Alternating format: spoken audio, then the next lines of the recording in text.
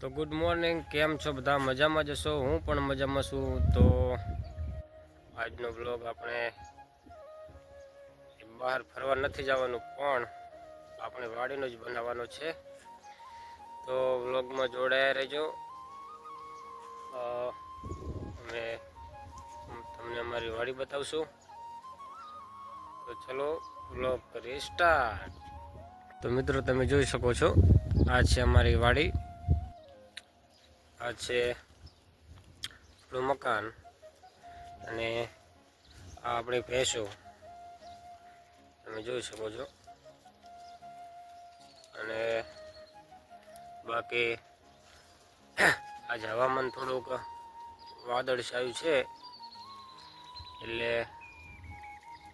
જીરામાં તો નુકસાન જેવું જ છે.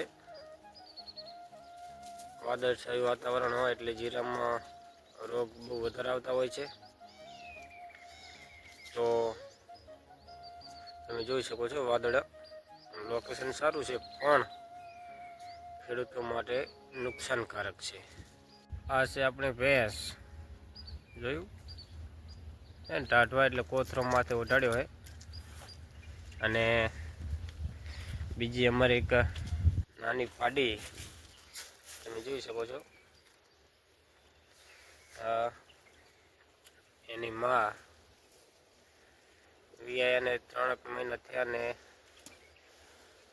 ઓફ થઈ ગઈ છે, એટલે આપણે વેવાયેલી છે, તમે જોઈ શકો છો. અને એક બીજી તમને દેખાડું, એક છે આ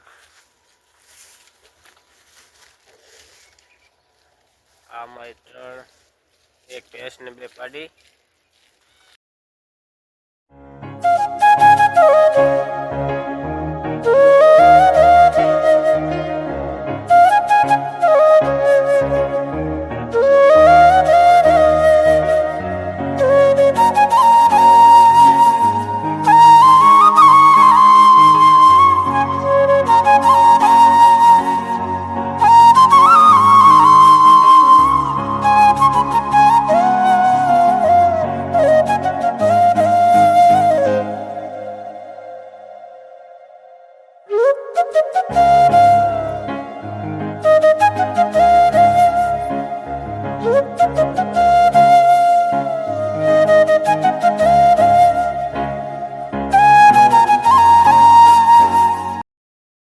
જોઈ શકો છો, આ પાછળ ભાઈ ચીકુડી છે,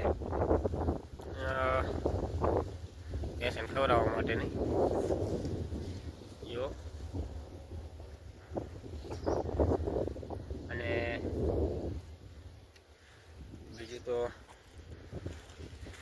એમ કહેવાય કે ઘરે આજે કોઈ છે નહીં, આપણે એકલા છીએ, ચા જાતે બનાવીને પીધે. જોઈ શકો છો તમે વાડી આપણે હવે સેટ ઠઠાઈ દીધું છે. છો આ છે આપણી વાડી. બહુ એવું વાડીમાં તો જે આપણે દેશી વાડી જ છે, એવું કંઈ બહુ છે નહીં. લોકેશન તમે જોઈ શકો છો, વાદળા. અને આ છે વાડી, આ છે આપણું જે મકાન કહીએ તે. આપણો ભારતનો રાષ્ટ્રધ્વજ તમે જોઈ શકો છો. પવન પણ સારો છે, લહેરાયેલો પણ સારો, અને હંમેશા આ ધ્વજ લહેરાતો જ રહેશે. લોકેશન તમે જોઈ શકો છો.